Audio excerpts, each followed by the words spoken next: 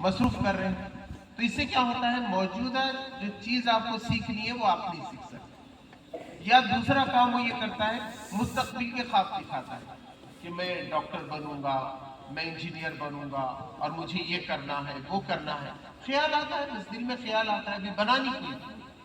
आज का तो सबक याद करना है उसको, आज का वो सबक याद करेगा, आज की बात वो सीखेगा तो कामयाब होगा। तो पहली बात यह है कि मौजूद जो चीज होती है उसमें हमको लग जाना चाहिए। हमको खामखा न पीछे की बातें याद करनी चाहिए, ना मुस्तकबिल के ख्वाबों के बारे में ज्यादा अपना वक्त वेस्ट करना चाहिए। एम हो आपका कि मुझे करना है, मैं बड़े काम के लिए आया हूं, अब आपका इरादा बन गया है। और यही सबसे बड़ी दौलत है जो अल्लाह तबारक तआला ने इंसानों को दी।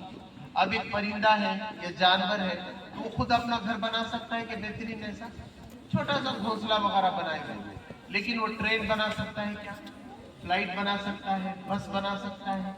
ये सारे काम कौन करता है? इंसान करता है। इंसान को अल्लाह तबारक तआला ने दिया, उसने अब देखिए मोबाइल फोन बना दिया, कंप्यूटर बना दिया, तो आसानी हो रही है आपको।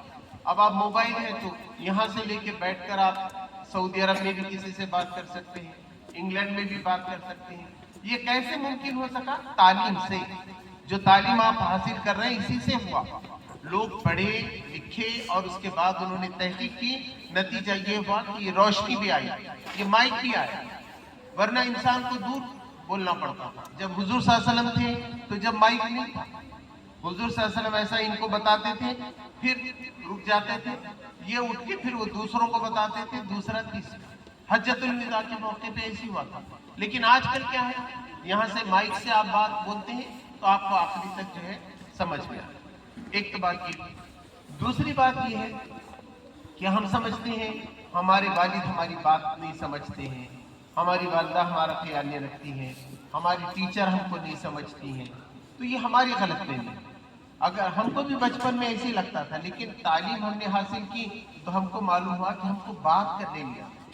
अगर अपने आप को वालिद साहब से कोई बात रखना है, आपको वालिद साहब से कोई चीज मांगनी है, तो पहले ये काम कीजिए कि अल्लाह से दुआ कीजिए कि अल्लाह तबारक तआला मुझे वो तरीका बता दे कि मैं अपने वालिद को ये बात समझा सकूं, अपनी वालिदा को बात बता सकूं, अपनी टीचर को बात बता सकूं। और सोचिए कि मैं किस अच्छे अंदाज में बात कर सकता हूं। तो आप जितने अच्छे अंदाज से बात करेंगे, आपके वालिद साहब जो भी बात मान लेंगे, आपकी टीचर भी आपका बात मान लेंगे। हम गलत अल्फाज इस्तेमाल करते हैं, हम अपनी बात को कम्युनिकेट नहीं कर सकते, दूसरों तक पहुंचा नहीं सकते, बच्चा हो या बड़ा, इसलिए वो डेवलप नहीं होता। तीसरी बात यह है कि हम एक बहुत अच्छे मुल्क में रह रहे हैं। भारत एक बहुत अच्छा मुल्क है। कई मुल्कों के अंदर आजादी नहीं है और ये भारत को हमारे बुजुर्गों ने आजाद कराया है, तमाम उलमाए किराम ने आजाद कराया है। यहाँ पर अंग्रेज काबिज थे, वो ये मौका नहीं देते थे। अब जो मौके हमको हासिल है, आजादी से जो हम काम कर सकते हैं, ये आजादी हमारी नहीं थी। कानून भी हम नहीं बना सकते थे, वो जो कहते थे वो राजा थे और हम गुलाम थे। लेकिन हमारे बुजुर्गों ने आजादी दिलाई और हमारा ये मुल्क आजाद हो गया। अब हमको सारे मौके हासिल हैं।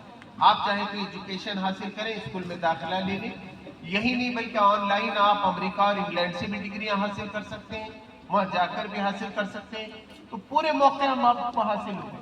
आप अपना घर बना सकते हैं, अपना बिजनेस खोल सकते हैं, अपना दवाखाना खोल सकते हैं, तो सारे काम करने की हमको इजाजत मिली है।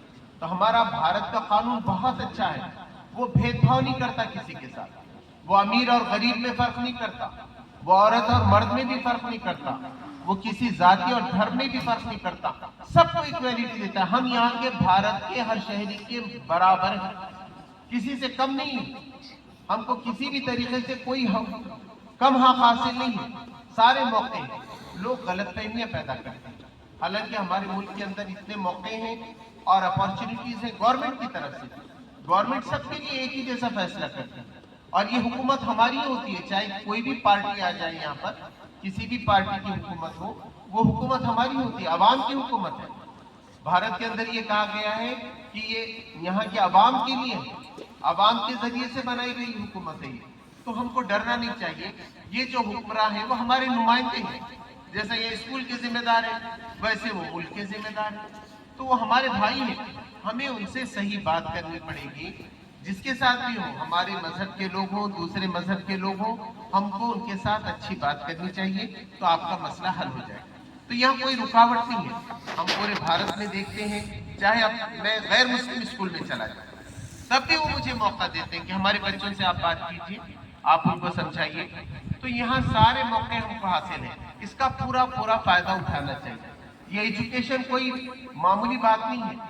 پہلے بھارت یہ جو ہمارا ملک ہے اس کے اندر کوئی غریب کا آدمی اگر تعلیم حاصل کرنے کی کوشش کرتا تو تانبا پگھلا کر اس کے کان میں ڈالا جاتا، اس کو سزائیں دی جاتی تھی، اس کو پڑھنے کا اختیار نہیں تھا، وہ کتاب کو اپنے ہاتھ میں نہیں پکڑ سکتا تھا. لیکن آج بھارت کا ہر ناگرک، ہر شہری کتاب پڑھ سکتا ہے، آگے بڑھ سکتا ہے اور تعلیم حاصل کر سکتا ہے. دوسری بات، آپ کے اندر اللہ تبارک تعالیٰ نے، میں نے کہا نا، ارادے کی طاقت دی ہے. تو اب آج آپ کو سوچنا پڑے گا کہ آپ ڈاکٹر بننا چاہتے ہیں، آپ انجینئر بننا چاہتے ہیں، آپ کمپیوٹر سائنس میں جانا چاہتے ہیں، آپ آگے کیا کریں گے؟ تجارت کریں گے، بزنس کریں گے، تو آپ کو طے کرنا ہے. لیکن ہر معاملے میں کوشش یہ ہونی چاہیے کہ ہم نوکری سے بچیں، ہے نا. نوکری نہیں کرنا چاہیے. نوکر بننا زیادہ اچھی بات نہیں ہے، مجبوری ہے.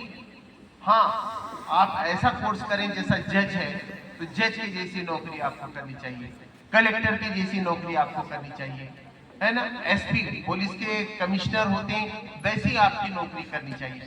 ورنہ پھر ہم بزنس کریں، ہم بڑی بڑی فیکٹریز کھولیں اور سینکڑوں لوگوں کو کام دیں اپنے ماتھے میں، ہے نا. آپ یہاں سے پوری دنیا کے اندر بڑی بڑی تجارت کر سکتے ہیں. چونکہ میرا تعلق، میں ڈائریکٹر ہوں رفات chamber of commerce and industry کا. ہم لوگ